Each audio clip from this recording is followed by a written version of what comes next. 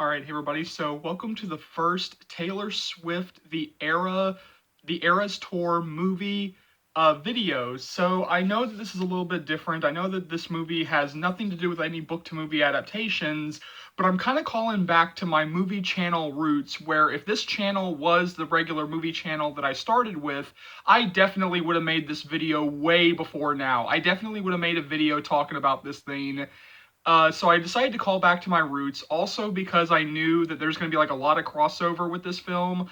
I know there's going to be like a lot of crossover in terms of my subscribers and people who are actually going to want to go see this thing. So I decided to make a video officially giving my box office predictions on what I think that this absolute monster of a film is going to do opening weekend, because I feel like the analysts and the critics are severely underestimating this movie, and I feel like all the box office predictions that I've seen so far are really, really on the low end and not at anywhere close to what this film is going to do. So for anybody who doesn't know, if you've been living under a rock, on October 13th, they are going to be releasing a concert film of the monster, the absolute monster of a hit, the Eras Tour that Taylor Swift just went on.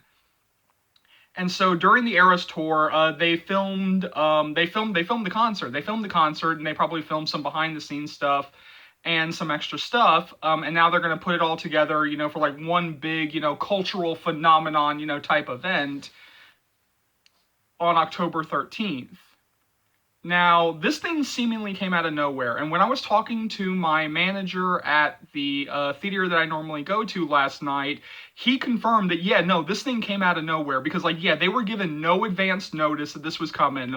All they heard was that, all the message that they got was, oh, by the way, you're going to be getting this film, you're going to be getting a film, this big film, you're not allowed to know what it is at this point, you're going to have 5 prints, you're gonna need to put it like on your biggest screens. Like, this is going to be a monster. Like, we're not gonna tell you what it is, but it's gonna be big. You got to put it on your biggest screens, and we're gonna send you 5 prints of it, and you better be ready, to put the tickets on sale, at a moment's notice, because we are about to put the tickets on sale, but you cannot know what it is. And so yeah, they found out at the same moment that we did. When we found out was the same moment when they did, that they found out that, oh, by the way, this is going to be happening. That this is the film that they're going to do it for. So immediately, this thing began behaving like a Marvel film. It began behaving like a normal blockbuster, like a Star Wars movie, like any of the early, like Avengers Endgame, like all the big Marvel movies, where when they put the tickets on sale, the websites start crashing. The websites start crashing. And that happened very quickly. So yeah, like, this thing started behaving very early on like a Marvel film. It started behaving like a big mammoth blockbuster, where once they put the tickets on sale, the websites start crashing, due to the demand. And so from the very beginning, I have always been saying that this thing is going to be a monster. And especially looking at my theaters and looking at at my AMC, on opening day, and even like all throughout the weekend, every single showtime is either full, full, full, almost full, full, full, full, full, full, full, full, full. Like, pretty much, like, even like, like the day of the tickets being sold, like, that was very much like what all the showings looked like. And now when I looked at the tickets sold, at my, at the theater that I went to last night, he told me, and this is why my predictions, feel more in line with like how this film is behaving so far versus like some of the other predictions I've seen. What he told me was that just on opening day, this is opening night, this is not, like all the weekend, like, this is just opening night, they have already had 800 tickets sold. Yeah, try not to say mother challenge. Impossible. Impossible. Mother is mothering. Yes, like the power of Taylor Swift. And so, yeah, that's also very impressive when you also consider that this thing is starting at 6 p.m. This is not starting earlier in the day when it's released on October 13th. So, yeah, no, like 800 tickets have been sold at one of my theaters just on opening night. That's not the entire weekend. That is just on opening night. So yes, Mother is mothering. But anyway, based on that, based on everything that I'm seeing so far, so right now the official predictions from the analysts are about 100 to about 125. From the very beginning, I've said that that number is too low, and it was actually really too low because like they were even saying like $80 million. When I started calling them out, when I started, calling foul on those predictions, they were only at like 80 to 100 million. Like they were not at 100 to 125. For me, this thing, based on the behavior, it always should have been starting at 150. They always should have been starting at 125 to 150 million. That should have been the prediction right out of the gate. It never should have been 80. And right now, the prediction should be jumping up to 200. Yes, let me say that again. My official prediction is 170 to $200 million, with me leaning a lot more to $200 million. Based on everything I've seen so far, I firmly believe that this thing is either going to hit $200 million opening weekend, or it is going to come very, very close to $200 million, like somewhere like in the $190 million range. That it's going to come really, really damn close. It's going to come really, really damn close. So the question becomes like, why are critics only, like why am I the one who's saying $200 million, and why are, critics not saying, or why are analysts not saying this?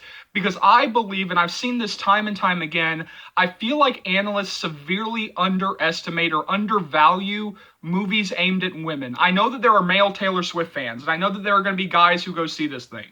But let's be honest, the vast majority of people who go see Taylor Swift, the vast majority who go see Taylor Swift are women and young girls. And so when this thing opens, when you do the audience breakdown, I promise you the vast majority of people who are going to go see this is going to be girls and women, like young girls and women. I firmly believe that this is going to have a majority female audience.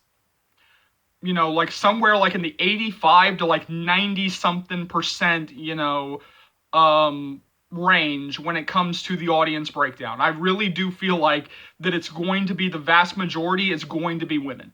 It's going to be women. And so when it comes to films aimed at women and young girls, when it comes to films, aimed at minorities, critics always seem to undervalue them. They always seem to predict them every single time.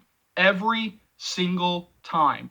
And when these films end up doing where their predictions should have been from the very beginning, like going into the weekends, it's always, when they actually, end up making, more money than every time, without fail, every single time, the reaction is always, what? How did this happen? Like, oh my God, like there's actually a female audience? There's actually a minority audience out there who shows up for films? Like, what? How did this happen?